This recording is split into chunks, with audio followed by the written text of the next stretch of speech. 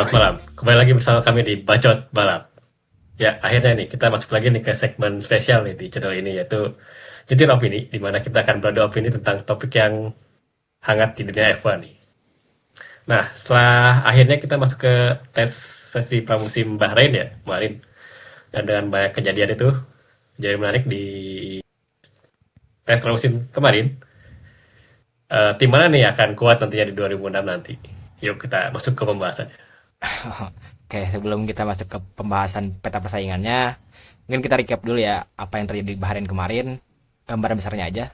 Yang pertama, udah pasti Ferrari dengan poros sayap belakangnya yang muter balik itu agak unik sebenarnya. Kayak ini benar-benar baru. Dan kita juga apa ya? Keuntungannya juga masih belum apa ya? Masih masih uji coba ini tuh sebenarnya.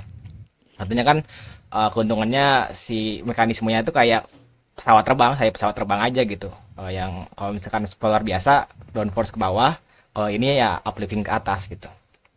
Eh, Keunggulannya ada di lurusannya katanya lebih kencang 7 kilometeran kalau nggak salah ya. Tapi kekurangannya juga ada pas ngebuka itu tuh ada dragnya sebentar. Jadi mungkin kalau misalkan di lurusan yang pendek agak nggak efisien buat pakai spoiler yang rotasi ini. Cuman kalau misalnya lulusan panjang kayak Azerbaijan, Monza mungkin bakalan berpengaruh lumayan lumayan signifikan. Oke, terus ada blown diffusernya juga dari Ferrari. Ini agak mengakali aturan sama dari Ferrari mungkin sudah segitu ya. Dan kemarin juga Leclerc fast lap.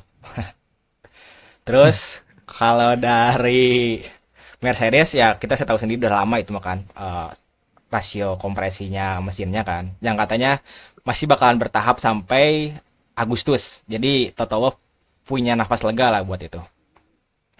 Terus kalau misalkan di Red Bull keunggulannya ya manajemen baterainya katanya lebih bagus, lebih optimal lah. Dan mereka juga punya Max Verstappen, keunggulannya kan di Max Verstappen lagi ujung-ujungnya. Jadi mungkin segitu. Kita masuk ke peta persaingannya. Menurut kalian nih, kira-kira siapa tim yang paling kuat di tahun 2026 nih? Karena kan kebanyakan dari mereka tuh kayak saling patuduh-tuduh gitu loh. Gue nggak kuat, kayaknya Mercedes lebih kuat deh. Terus Mercedes ngomong enggak, Ferrari lebih kuat loh katanya. Gitu loh. Menurut kalian kayak gimana? Dari Hasbi dulu deh, Bro Dewi. Hmm, Kalau dari gua kayaknya tim yang kuat mungkinnya buat di tahun depan. Boleh milih dua nggak sih? Jangan satu gitu. Boleh, boleh. Kalau gua ya kalau buat musim depan dua terkuat kayaknya Mercedes sama Ferrari. Itu sih. Karena gimana ya dilihat dari pramusim dua race kemarin tuh si Mercedes itu kayak dia tuh sebenarnya kuat.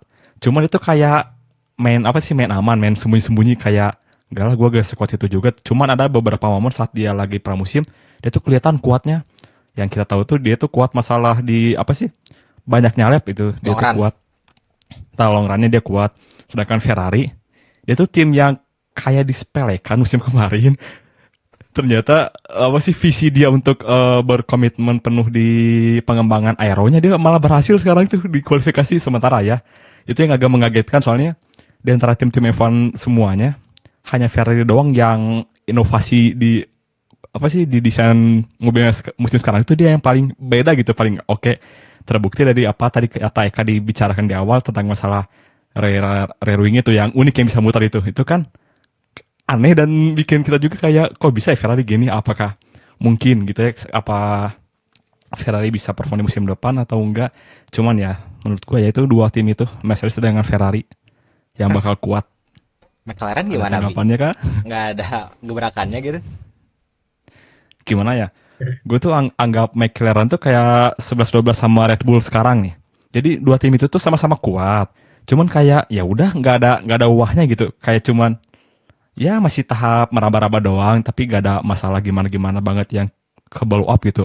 Cuman ya yang gue takutin tuh kalau McLaren ya lihat dari sejarahnya mungkin ya saat regulasi ground effect dia tuh tim yang awalnya tuh kayak ya kayak sekarang ini kayak masih ada ayam masih meraba. Cuman dalam satu musim dua musim ke depannya improve dia tuh bakal maksimal ya. Nanti gue prediksi McLaren bakal kayak gitu deh buat musim ya kayaknya dua musim ke depan. Cuman untuk musim sekarang dia tuh kayak ya udahlah masih masuk di 3-4 besar lah bersaing sama Red Bull mungkin ya. Itu aja pendapat gue tentang McLaren. Oke. Kalau dari Akbar gimana nih, Bar? Ya sih, gue setuju sih. Kayaknya tim paling kuat sekarang antara Ferrari sama Mercedes deh. Karena dilihat kayak bener juga sih. Mercedes kan kemarin kan tahun kemarin bapuk banget ya. Dia fokus ke tahun 2006 2007 kan. Nah, terbukti sih sekarang kayaknya. Kelihatan di atas kertas dia Ferrari ini kuat banget nih. Secara lap time dia banyak, terus secara waktu juga dia paling cepet kan si Leclerc ya. Dan juga Mercedes juga ya Mercedes emang mesinnya bagus sih kan. Dia masih lolos kan mesinnya kan yang rasio kompresi itu karena dari si FIA sendiri tuh keterbatasan ngeceknya kan.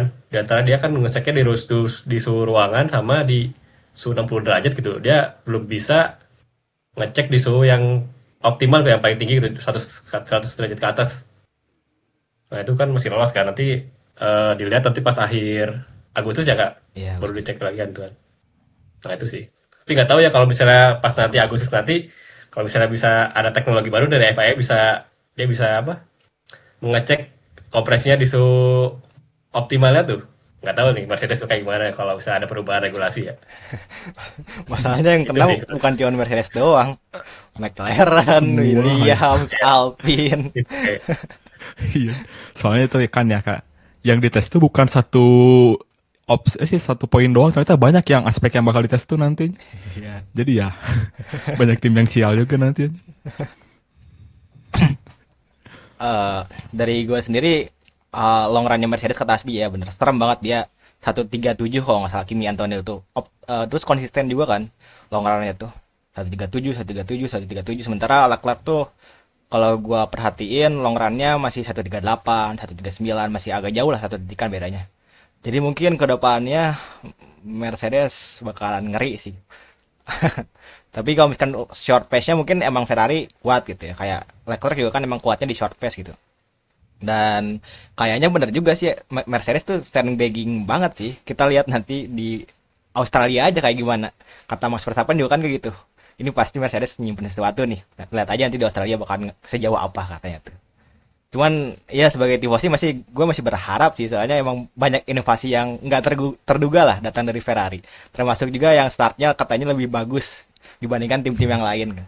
Dan waktu sudah start juga yang dicobain sama Hamilton kan dia dari P5 tiba-tiba langsung P1 kan itu kenceng banget startnya. Jadi mungkin karena kan di regulasi sekarang katanya agak sulit untuk menyalip ya. Kalau misalkan tiap balapan dia emang long run-nya lama cuman dia pertama terus tiap startnya kan bisa jadi juga kan menang. Jadi ya Bisa itu. gitulah harapan tifosi. Cuma itu ya kak, lucu ya masalah start tadi. Aneh gitu kan, Ferrari itu yang pertama kali menyadari bahwa ada masalah gitu dengan regulasi sekarang itu di start. Sedangkan saat si Ferrari mengajukan itu ke FIA malah kayak ditolak gitu si pengajuannya tuh.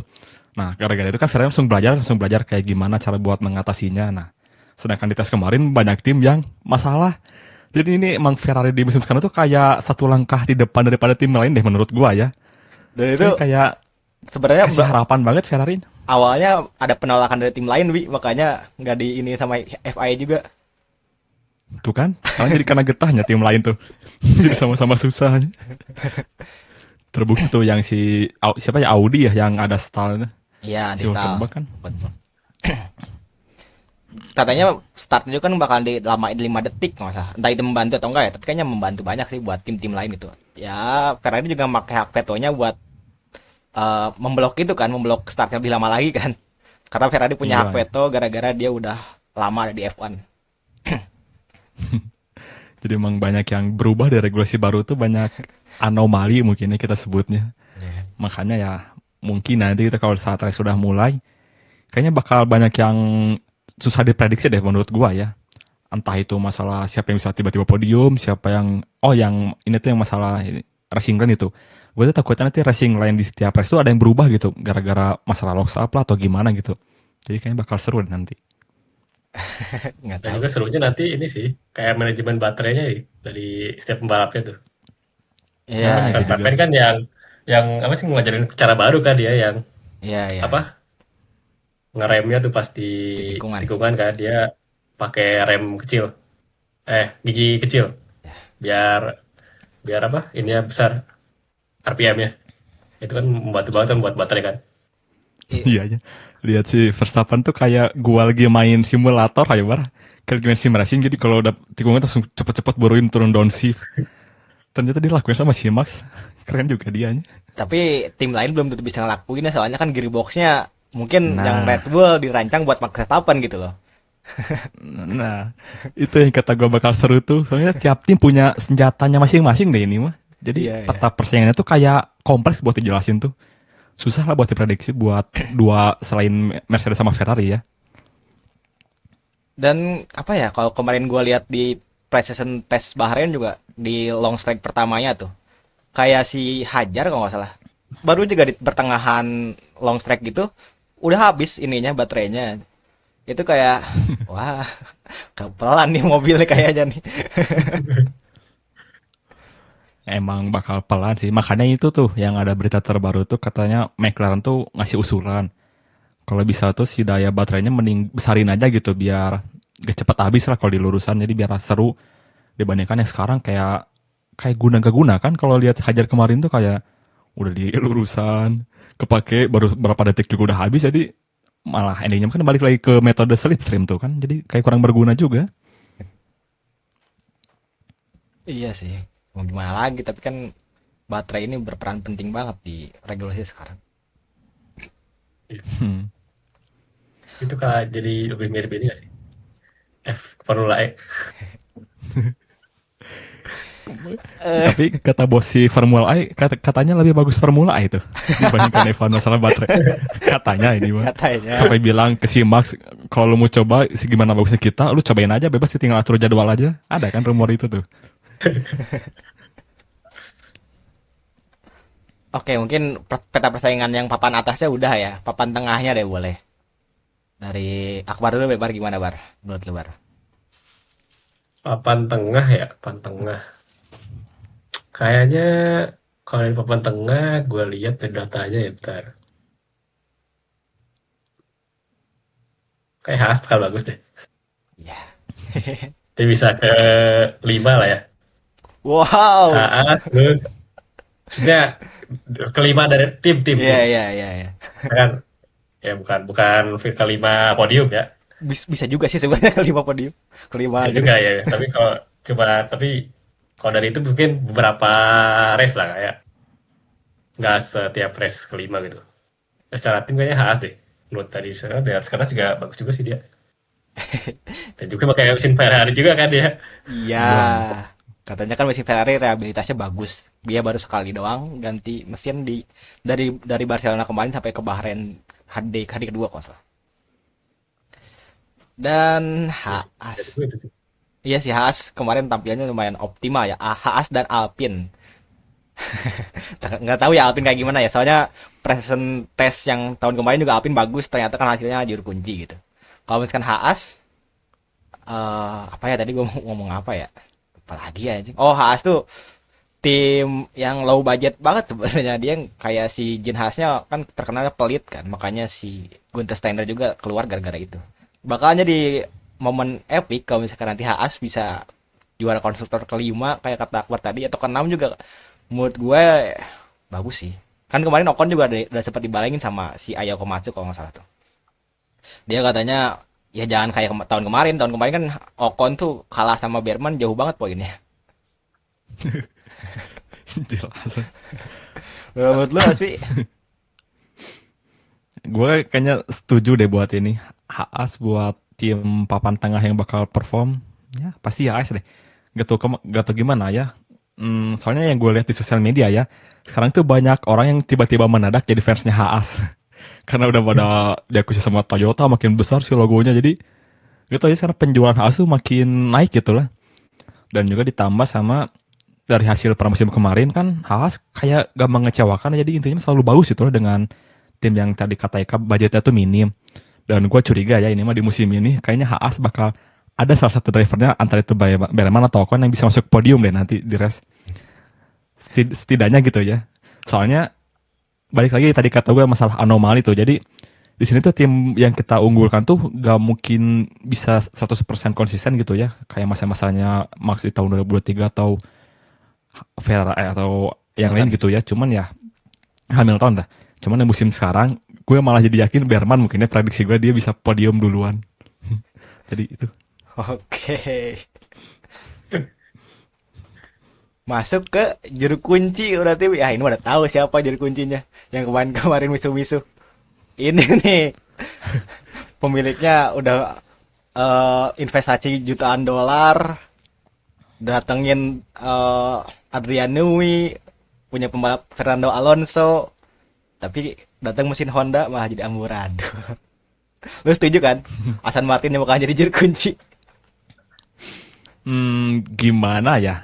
Setuju ke setuju sih kak. Soalnya game kan masalah Aston Martin mah cuma di manajemen orangnya doang tuh. Kalau masalah sumber daya mah dia tuh kayak udah oke semua lah. Cuman lagi gimana cara menyatukannya tuh? Kan ada tuh kata-kata si Alonso. Jadi itu masih yakin orang-orang Aston Martin tuh orang-orang hebat semua yang udah berpengalaman.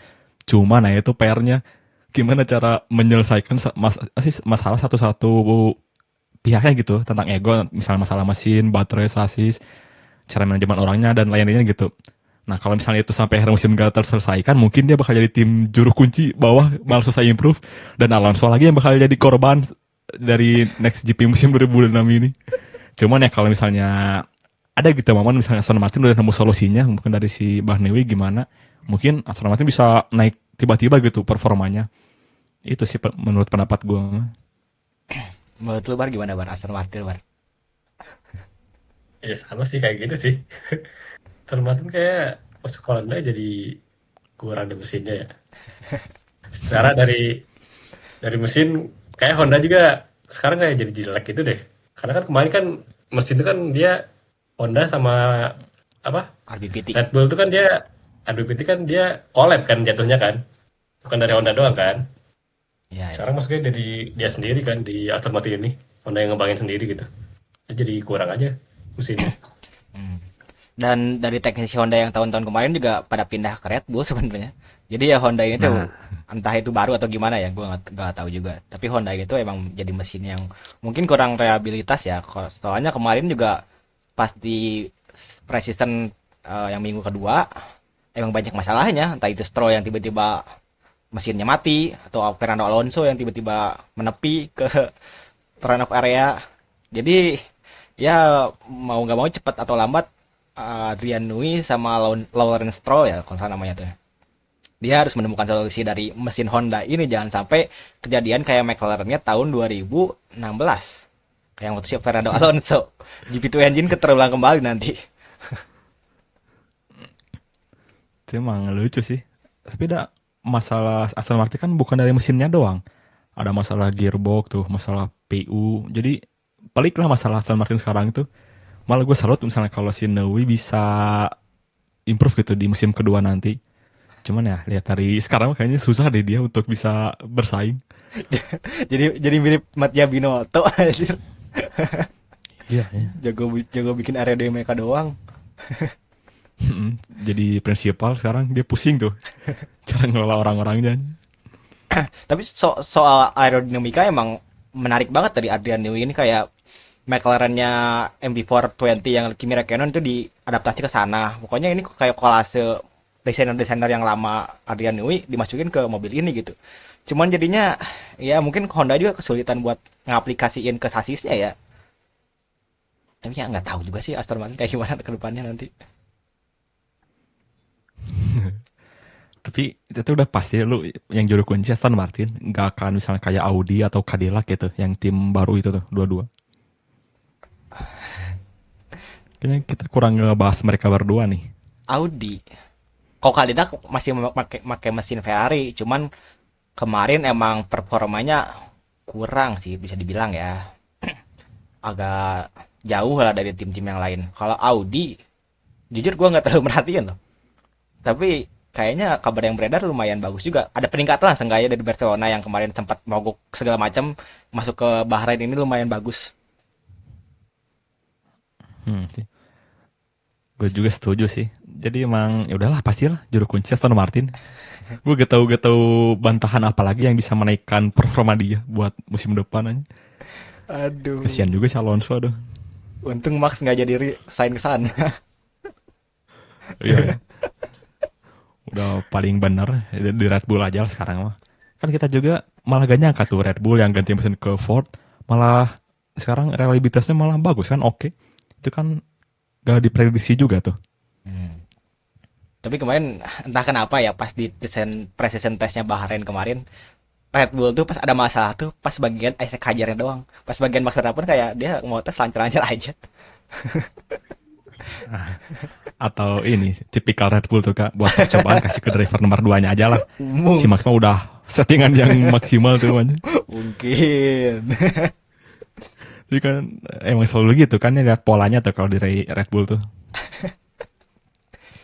Jadi ya ini mah sabar-sabar aja lah buat si Ishak Hajar selama di Red Bull tuh. Dia harus kuat mental. Selama masih ada Max ya udah nggak bisa jadi diri sendiri di sana mah. Oke, mungkin ada tambahan lain. Mungkin yang Jaka lah prediksi siapa yang WDC musim depan aja. Hah? Boleh tuh. Sok dari siapa dulu? Dari dulu deh Kak, kali ini Kak. Eka sekarang yang pertama dong. Eh terus si Hamilton sih kayaknya. Waduh, Hamilton, aja. Russell, Leclerc. Baru tanya itu. Oke, berarti dua Ferrari masuk kandidat tuh ya. Optimis banget nih tifosi kita ini. Apakah karena tahunnya kuda jingkrak nih aja? Kemarin Hamilton ngomong ini mobil yang punya DNA gua katanya. Nggak kayak tahun kemarin yang mobil punya DNA orang lain gitu ya. Iya, ya. Seneng lihat Hamilton bahagia tuh. Iya, Soalnya kan kayak musim kemarin dia terpuruk banget. Leclerc sama Hamilton senyumnya paling lebar tuh musim ini loh. Iya, ya. Gak tau di timeline gue juga kayak Ferrari sekarang itu kayak good vibes banget gitu ya. Ya semoga aja itu bisa terjaga sampai akhir musim depan gitu. Mungkin. Oke, lanjut. Dari gua ada ya. Boleh. Dari gua apa ya? Si abu-abu banget sih sekarang air buat buat ini nentuin siapa yang WDC. Siapa ya? Kayaknya ini deh, Leclerc deh. Kalau dari gua. This time kah? Leclerc? Di, di Twitter Mungkin banyak tuh ya. Cek, yang ngomong, please jangan Leclerc yang juara aja nah. Ntar fans match-nya pada keluar-keluar. Iya, ya. Langsung pada jumawa semua. Nanti mah gak akan ada lagi duar DNF tapi duar WDC aja. Eh, Tapi gua kayaknya pengen Leclerc deh juara untuk musim 2026. iya Ya. sih. Kayak Leclerc tuh pembalap yang jago, cuman kalau misalnya nggak juara-juara tuh kita bingung nanti ke grasif berikutnya gitu. Iya. Ngomongin Leclerc tuh jago, kenapa gitu? Kan dia nggak juara gitu. Kita jadi bingung juga ngejelasinnya kayak gimana ya. Gak ada buktinya gitu. Iya, emang dia orang jago, cuman ya udah gitu. Biasanya kan kalau orang-orang jago tuh yang dilihatin apa? Trofinya kan biasanya kan. Iya. Ya, itu pasti diingat. Setuju Kalau sih. jago doang gak ada trofinya kan jadi kayak kurang banget sih diri Iya, semua iya. orang. Ya gitu sih. Hasbi gimana, Bi? Kalau gue aja, prediksi gue yang WDC musim depan kayaknya si Russell. Wow. Soalnya jangan menyepelekan si Russell tuh. Dia tuh kayak diam-diam tapi mematikan. Kan udah terbukti dari musim kemarin modal dia tuh yang selalu win rate 100%, nggak pernah DNF. Nah, gue yakin kayaknya di musim sekarang itu musim sempurnanya Russell. Pertama kan pengalamannya dia yang udah dewasa di musim kemarin ditambah musim sekarang dengan mobilnya tuh yang kuat. Kayaknya tahun ini tuh tahunnya Russell ya, kalau menurut gue ya. Kalau misalnya sampai tahun ini Russell gak WDC, gue yakin kontraknya sama si Toto bakal di-cut mungkin ya dalam tanda kutip. Mungkin bisa jadi ganti sama si Max mungkin ya. Jadi itu prediksi gue, satu Russell, kedua Hamilton. Kalau Hamilton gue emang suka kan dari musim kemarin juga gue udah bilang tenang gitu Hamilton musim sekarang emang bapuk tapi lihat musim depan karena lihat dari polanya dia tuh di musim keduanya dia tuh selalu ngasih prestasi jadi ya itu yang kedua Hamilton. Kalau ketiga ya bebas sih mau Lando lagi juga boleh, mau Piastri, jadi itu mah bebas lah. Yang penting McLaren ketiga. Itu prediksi gue. Nanti Russell ini nggak ngapa-ngapain WDC. Pasti, gue yakin polanya gitu deh. Saya kan itu bayangan gue tuh itu kan soalnya kan modal mobilnya yang konsisten yang kuat gitu lah.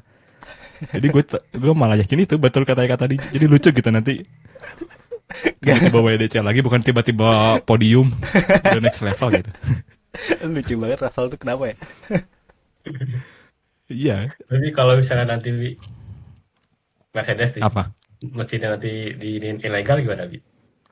Nggak akan, baru gue yakin politiknya Toto Wolff tuh jangan diragukan. Jadi, dah itu mah biarin aja itu mah. Pasti Toto Wolff juga udah ada cadangan plan A, plan B-nya gitu. Jadi pasti aman lah gue yakin.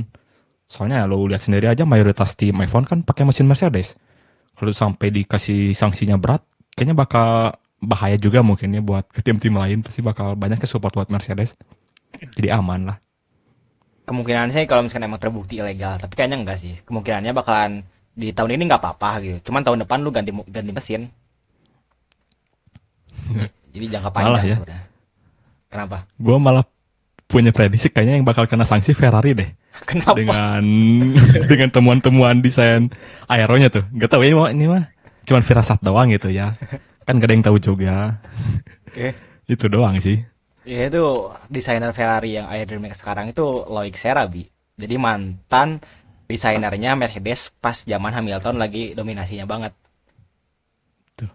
Jadi, tak kenapa gue lumayan optimis lah sama Ferrari tahun ini ya. Nah, nggak apa-apa sih, cuman ya itu mah cuman firasat doang sih, Kak.